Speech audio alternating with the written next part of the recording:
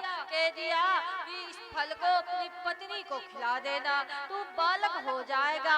क्या कभी ऐसा होता है कि कोई फल खा ले और बेटा हो जाए? पड़ोसन ने कहा कि देख बहन, संतों की बात सत्य हो जाती है, एक से बढ़कर एक महर्षि महात्मा है, कितने यज्ञ किए हैं, कितने तप किए हैं। अरे तू खा लेना, क्या दिक्कत है? अच्छा तो ठीक है। अब पत्नी आत्मदेव जी की फल को लिए रात में बैठी है, सोचती है क्या करूं, कुछ समझ में आ नहीं रहा है। पड़ोसन तो समझा करके चली गई। अब जो उसकी एक बहन थी, चचेरी बहन थी, जिसके बेटा बेटा थे और बहुत गरीब थी, वो आई बहन से मिलने के लिए। तो धुंधली ने सारी बात अपनी बहन को बता दी। बोले क्या बताऊं बहन, समझ नहीं आ रहा है, ये बताओ मेरे पति देव को कोई संत जी एक फल दे दिया है, फल खाने से कभी बेटा होता है, मैं खाऊं कि ना खाऊं, कुछ समझ में नहीं आ रहा। तो उसकी बहन ने कहा अरे बहन, इन बाबाओं के चक्कर में मत फंसना, आजकल के बाबाओं से बहुत बचने की जरूरत है। अरे फलल मत खाना,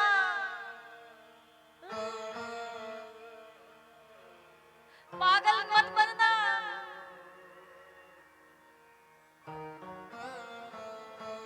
हाँ बहन, बात तो तू सही कह रही है, मैं भी सोच रही हूँ कि अगर शायद कभी ऐसा हुआ कि फल जैसे मैंने खा लिया, गर्भवती हो गई, तो एक तो मेरा पेट बड़ा हो जाएगा, दूसरी बात मेरी सुंदरता खत्म हो जाएगी। और कहीं बहन ऐसा ना हो कि जैसे 12 साल तक सुखदेव जी अपनी माँ के गर्भ से बाहर नहीं निकले, मेरा बेटा भी नहीं निकला, तो 1-2 साल नहीं निकला तो मैं तो गई काम से। अच्छा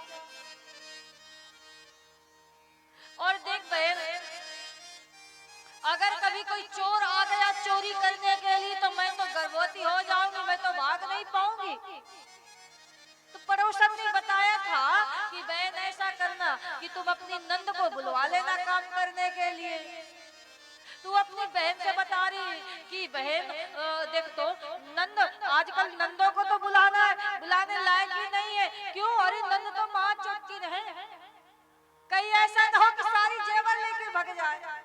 हे भगवान, पड़ोसन की बात याद कर। उसकी जो बहन ने कहा सुनो, बाबाओं के चक्कर में मत फंसना, ये सब हटाओ दिमाग से, कोई फल खाने से बेटा बेटा नहीं होता है। तुमको बेटा चाहिए, तुम्हारे पति देव को चाहिए, तो ऐसा करो कि मैं गर्भवती हूँ, समय आने वाला है और मैं बच्चे को जैसे जन्म दूंगी तो बेटा मैं तुमको दे दूंगी, तुम अपने पेट में कपड़ा बांध लेना, पति देव के सामने ऐसे नाटक करना कि जैसे गर्भवती हो, और मेरे पति को बदले में तुम थोड़ा रुपया पैसा कुछ ज्यादा दे देना, तो कोई दिक्कत नहीं।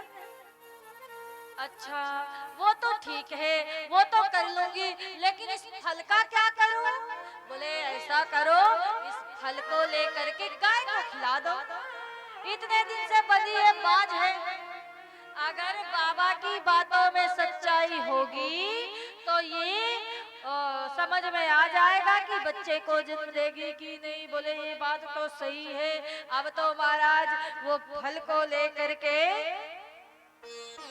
गाय को खिला दिया है, समय बीतता गया है, धुंधली ने पेट में कपड़े बांध लिया है, वैसे ही नाटक करने लगी, अब तो मैं गर्भवती हूँ। एक दिन की बात है महाराज, वो समय आ गया, उसकी बहन ने जन्म दिया बेटे को, रातों रात बेटा लेकर के दे दिया धुंधली को, बदले में खूब सारा रुपया पैसा लेकर के चली गई और अपने पति देव को दे दिया। यहाँ जैसे ही आत्मदेव को पता चला, बालक हुआ है। इतने खुश हो गए, इतने हर्ष उल्लास नाचने लगी, सारे गांव वाले आ गए। अरे पंडित जी बधाई हो, बधाई हो, बधाई हो, लाला ने जन्म ले लिया। अब तो महाराज जब लोग आने लगे, हाथ देव इतना ज्यादा खुश हो गए, इतना खुश हो गए हैं। बालक को देखा है, बालक थोड़ा सा और बड़ा हुआ। जब नामकरण की बारी आई है तो कहा कि भाई ऐसा करे कि बच्चों का नाम रख ले। मेरा नाम है आत्मदेव, तो मेरे बेटे का नाम होगा परमात्मदेव।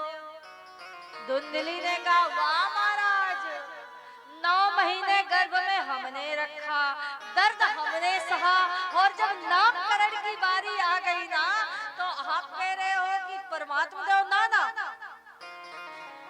मेरा नाम है धुंधली, तो मेरे बेटे का नाम होगा धुंधकारी। हे भगवान, अब तो धुंधकारी रख दी। समय बीतता गया। 3 महीने बाद गाय ने भी जन्म दिया एक बालक को, जिसके कान गाय के तरीके थे और पूरा शरीर मनुष्य के तरह था, जिसका नाम रखा गोकर्ण जी महाराज। बोलिए गोकर्ण जी महाराज की। एक बालक कुख्यात हुआ, दूसरा बालक विख्यात हुआ।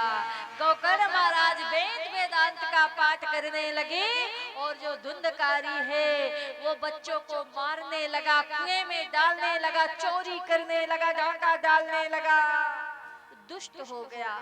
गोकर्ण जी महाराज भजन करने लगे। सांसों की माला पे जब लूं मैं पी का, अपने मन की मैं जानूं, मेरे मन की राह, सांसों की माला पे, सांसों की माला पे जप लूं मैं का नाम, सांसों की माला पे, सांसों की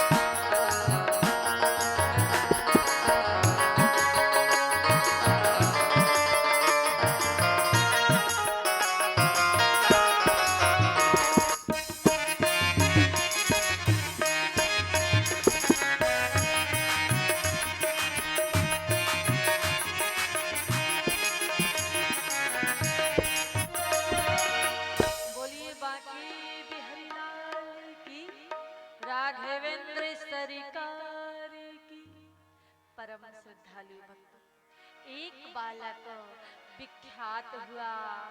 गौकर्ण महाराज वेद वेदांत का पाठ करने लगे और जो उसका भाई धुंधकारी था, आए दिन लड़ाई झगड़ा, कोई बच्चे को उठा करके कुएं में फेंक दिया, कोई बच्चे को मार दिया, किसी को पीट दिया। नित प्रतिदिन घर में शिकायतें आने लगी। एक दिन आत्मदेव बहुत परेशान हो गए, बहुत समझाया बेटे को नहीं जब समझ में आया महाराज, स्वयं पिता को मारने लगा, जुआ खेलने लगा, शराब पीने लगा, मदिरा का पान करने लगा। पिता ने बहुत समझाया, पिता को मारने लगा। एक दिन पिताजी स्वयं चले गए, बोले अब मैं यहाँ नहीं रहूंगा, मैं मर जाऊंगा, आत्महत्या कर लूंगा। मरने के लिए गए, तब वहां से गोकर्ण महाराज चले आ रहे थे। पिताजी क्या हो गया, क्यों रो रहे हो? बेटा क्या बताऊं, मैं तो सोच रहा था कि मेरा पुत्र हो जाएगा, मेरा नाम करेगा, वंश चलाएगा, लेकिन ये पुत्र तो कुपुत्र हो गया है। आए दिन चोरी चमारी लड़ाई झगड़ा करता है, इतना प्रताड़ित करता है, मैं परेशान हो गया हूँ, कुछ समझ में नहीं आता, क्या करूं, कोई रास्ता नहीं दिखता। कहते हैं जब तक व्यक्ति को संसारियों के ऊपर भरोसा रहता है ना, तब तक कुछ होने वाला नहीं है। जब संसारियों से भरोसा उठ जाता है और व्यक्ति ठाकुर जी को अपना मान लेता है, हे प्रभु अब आपके अलावा कोई सहारा नहीं है, मेरे बाके बिहारी जी किसी न किसी रूप में कृपा कर देते हैं और किसी सद्गुरु को आपके पास भेज देते हैं सतमार्ग की ओर। परम श्रद्धालु भक्तों, यहाँ गौकर्ण महाराज ने कहा, पिताजी अनन्य ममतः विष्णु ममतः प्रेम संगता भाव सा एव संरात्मा बुधे प्रेमा निगते। पिताजी जितनी ममता आप पुत्र से करते हैं, जितनी ममता आप संसार से करते हैं, अगर उतनी ममता कभी आप भगवान से कर लेते ना, तो फिर आपको रोने की जरूरत नहीं है। आपने धन को अपना माना तो रो रहे हैं, पुत्र को अपना माना तो रो रहे हैं। जो व्यक्ति परमात्मा को अपना मान ले लेता है, उसको फिर कभी रोने की आवश्यकता है ही नहीं है। ऐसा ज्ञान दिया, ऐसा ज्ञान दिया। आजकल व्यक्ति हर कोई दुखी है, कोई तन दुखी, कोई मन दुखी, कोई धन बिन रहत उदास, और थोड़े थोड़े सब दुखी और सुखी राम के ज्ञान दिया, ऐसा आत्मज्ञान दिया आत्मदेव जी महाराज को, पिताजी को गौकर्ण महाराज ने, कि 12 स्कंद का पाठ करके स्वयं भगवान के धाम को चले गए। बोलिए भक्तवत्सल भगवान की। अब कौन बचा? उसका भाई धुंधकारी। गोकर्ण महाराज चले गए तीर्थ यात्रा करने के लिए। यहाँ धुंधकारी माँ को मारने लगा, जितना सारा रुपया पैसा था सब जुए में उड़ा दिया है। जब घर में कुछ नहीं बचा, माँ को कहने लगा पैसा लेकर के आओ, कहीं से भी लेकर के आओ। माँ ने कहा बेटा जितना सारा मेरे पास था मैंने तुझको दे दिया, अब मैं कहाँ से दूं? माँ को मारने लगा, कुछ भी कर कहीं से भी लेकर आ। एक दिन माँ भी परेशान हो गई और जाकर के कुएं में कूद गई, आत्महत्या कर ली। अब रहने लगा बेटा अकेले। कौन? धुंधकारी।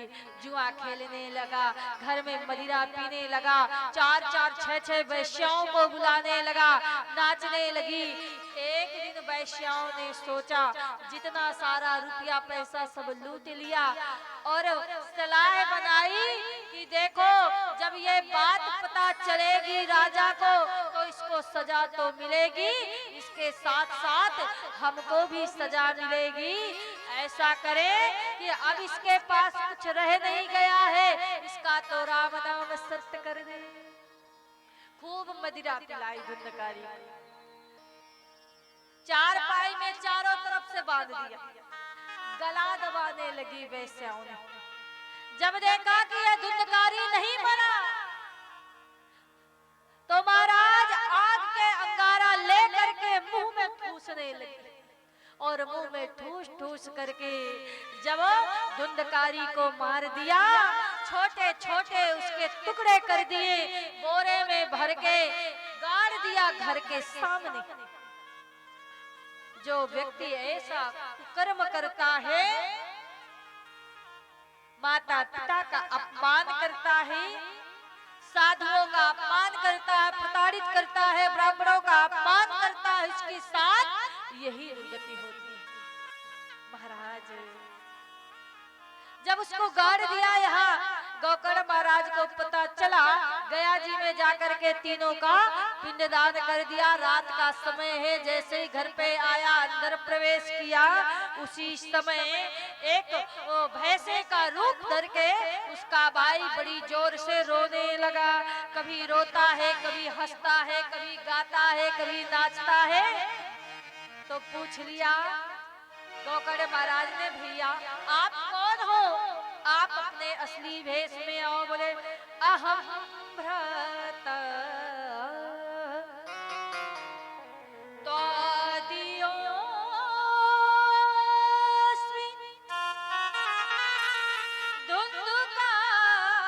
धुंधुकारीति नामतः स्वकीयेनेव दोषेण ब्रह्मात्मनाशितं मया। अरे भैया आप पहचाने नहीं, मैं आपका भाई धुंधकारी। अरे भैया मेरे भाई धुंधकारी, जब मुझे पता चला कि आप नहीं रहे तो गया जी में जाकर के पिंडदान कर दिया, आप तरे नहीं। बोले भैया मैं ऐसा वैसा प्रेत नहीं हूँ, मैं तरने वाला नहीं हूँ, आप तो मुझको मुक्ति दीजिए महाराज। तो कहा कि अच्छा भैया अभी तुम चले जाओ, परेशान मत हो।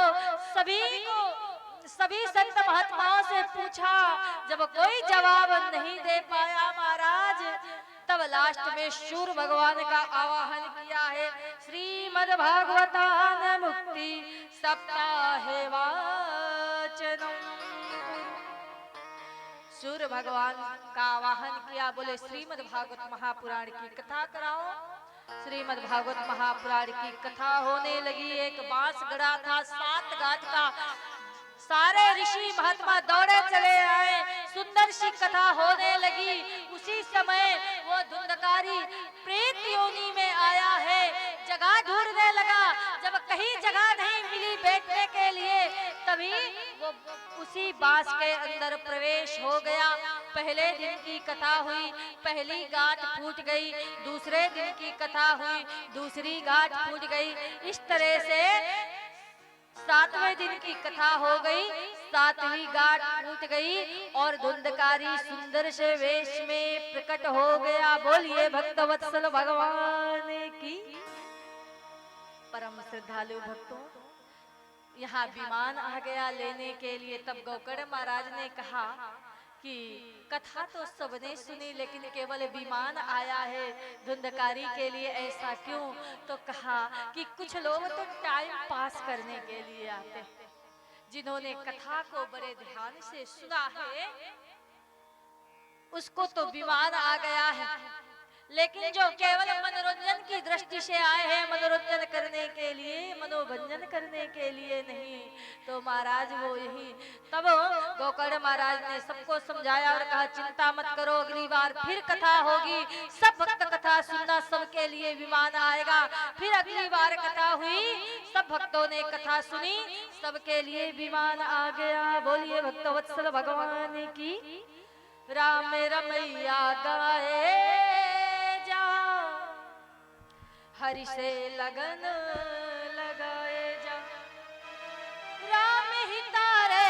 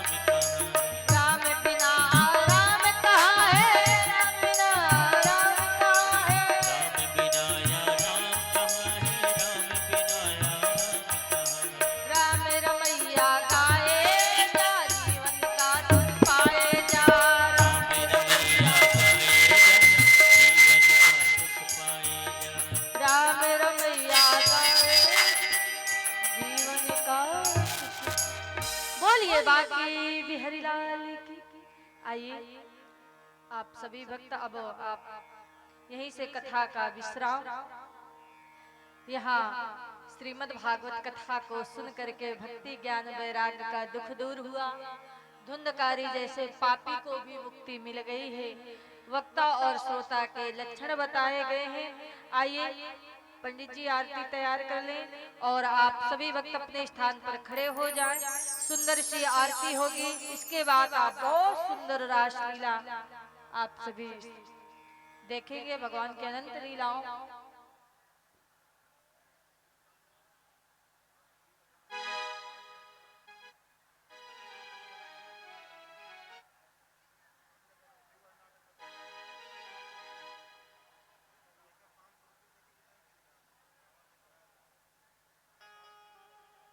हरि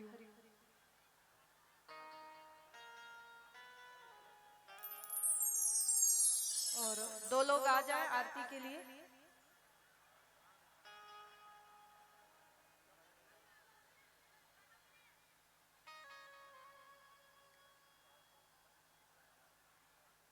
हरिओम, आप भी आ जाए, कोई भी आ जाए आरती के लिए।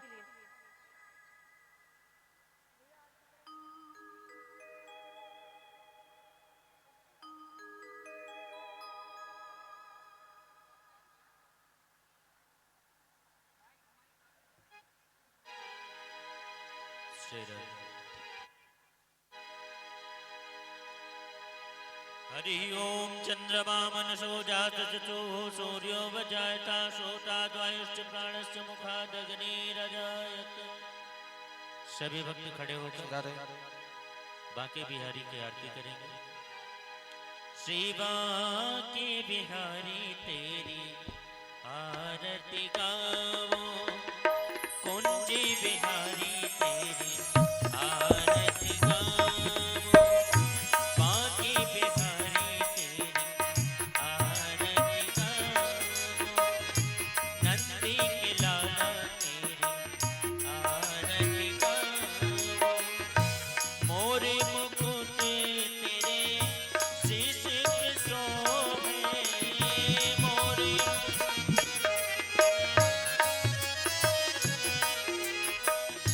प्यारी मुर्सी मेरो मन मोहे, प्यारी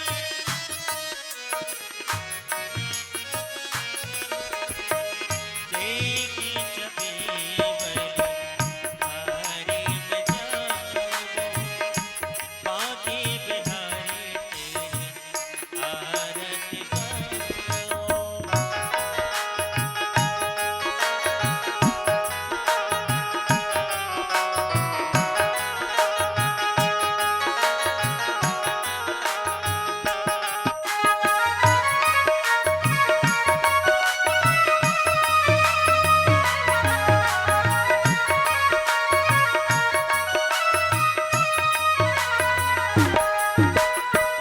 चरणों से निकली है गंगा प्यारी, चरणों से